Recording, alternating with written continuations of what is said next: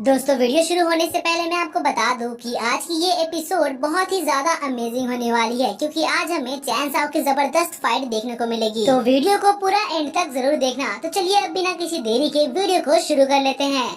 तो जैसा कि हमने देखा था कि गुफान चेंबर के लोग आकर नीगू और चैन साओ से लड़ाई शुरू कर देते हैं। अब आगे तो एपिसोड की शुरुआत में हम देखते हैं कि गुफान चेंबर का जो सबसे मेन प्रेसिडेंट था वो अब मैदान में आ चुका था। तो ये देखकर उसका वाइस प्रेसिडेंट आगे आता है और फिर उसको बताता है कि इन दोनों ने हमारे वाइस प्रेसिडेंट लियू को मारा है और अभी थोड़ी देर पहले ही इन्होंने हमारे गुफान चेंबर के 2 बेस्ट ऑफिसर्स को मार दिया है। और कहता है कि मिस्टर प्रेसिडेंट, अब आपको ही इन दोनों को सबक सिखाना होगा। तो फिर वो प्रेसिडेंट आगे बढ़कर चैन साओ से पूछता है कि क्या इसने जो कुछ भी कहा वो सच है?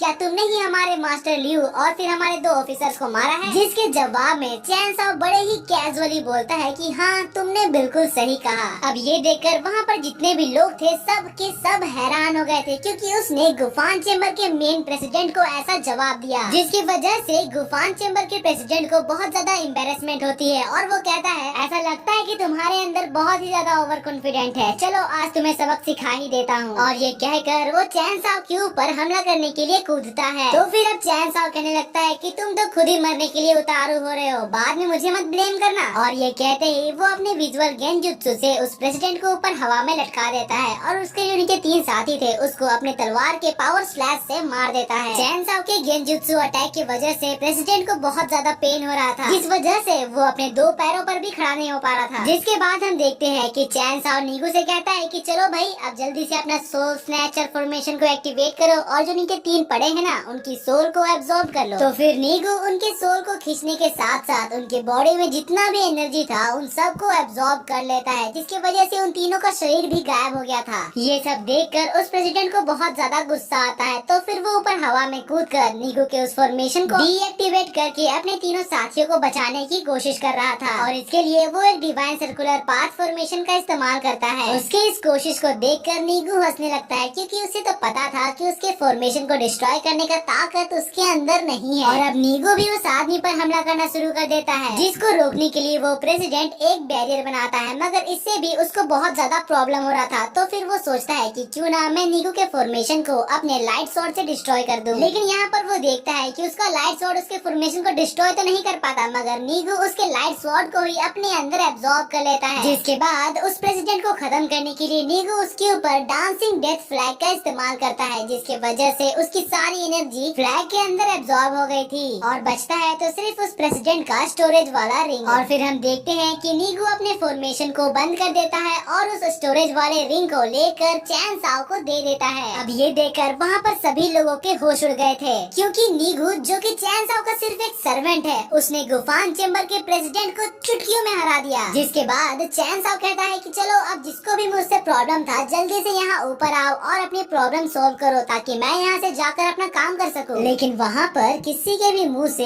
एक शब्द नहीं निकल रहा था। तो फिर चैन साओ कहता है कि इतना सन्नाटा क्यों है भाई? तुम लोग तो यहाँ पर मुझसे अपना ट्रेजर का हिस्सा वापस लेने के लिए रुके थे ना, तो चलो कोई तो कुछ बोलो। जिसके बाद चैन साओ विला मास्टर सियावेंग को बोलता है कि तुम्हें अपने ट्रेजर का हिस्सा वापस चाहिए था ना। तो फिर उस आदमी की डर के मारे हालत खराब हो जाती है और फिर वो कहने लगता है कि अरे मिस्टर चैन साओ, आप भी ना कितना मजाक करते हैं। उस फॉर्मेशन के अंदर जो कुछ भी मैंने आपको दिया था ना, वो सब तो मेरे तरफ से आपके लिए गिफ्ट था।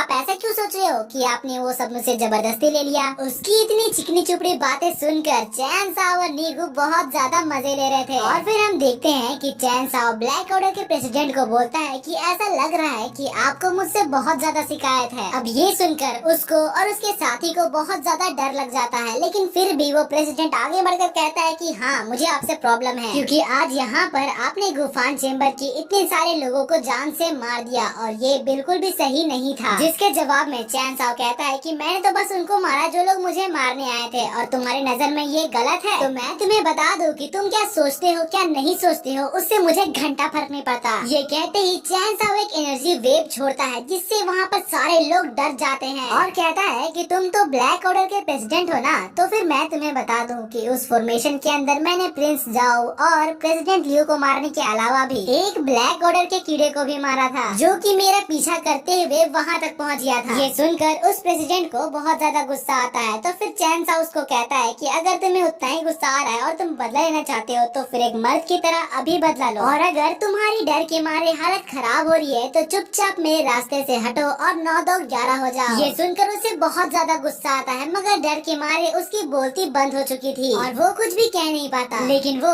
चैन साओ के ऊपर हमला करने के लिए अपने हाथ में एक इलेक्ट्रिक बॉल बनाता है। अब ये देखकर वहाँ पर सब लोग सोचने लगते हैं कि अब तो ये भी मरने वाला है। चैन साओ को भी उसके इरादे के बारे में पता चल गया था, तो फिर चैन साओ उसे कहता है कि आज यहाँ पर तुम कुछ भी करने से पहले एक बार ठीक से सोच लो। अगर तुम आज यहाँ से चुपचाप चले जाओगे तो फिर मैं तुम्हारी पिछली गलतियों को माफ कर दूंगा, लेकिन अगर तुम यहाँ पर रुक के मुझसे फाइट करने के बारे में सोच रहे हो तो फिर मैं तुम्हें बता दूं कि मैं तुम्हारे ब्लैक ऑर्डर को पूरी तरह से बर्बाद कर दूंगा और तुम्हारे साथ साथ पूरे ब्लैक ऑर्डर फैमिली को इस ताइवान कॉन्टिनेंट से एकदम गायब कर दूंगा। उसकी ये बात सुनकर वो आदमी पूरी तरह से डर जाता है और फिर उसकी पिछली कही हुई बातों को याद करता है और फाइट को याद करता है कि वो किस तरह से कितने बड़े बड़े पावरफुल लोगों को चुटकियों में मार रहा था, जिसकी वजह से वो और भी ज्यादा डर चुका था। और यहाँ पर वो और उसके साथ ही दोनों का डर के मारे पसीना छूटने लगता है और वो आदमी जो अपने हाथ में थंडर बॉल अटैक बनाया था ना, उसको वो जमीन पर मार देता है। ये देखकर नीकू कहने लगता है कि कितना डरपोक है ये आदमी, और फिर वो दोनों वहाँ से चले जाते हैं।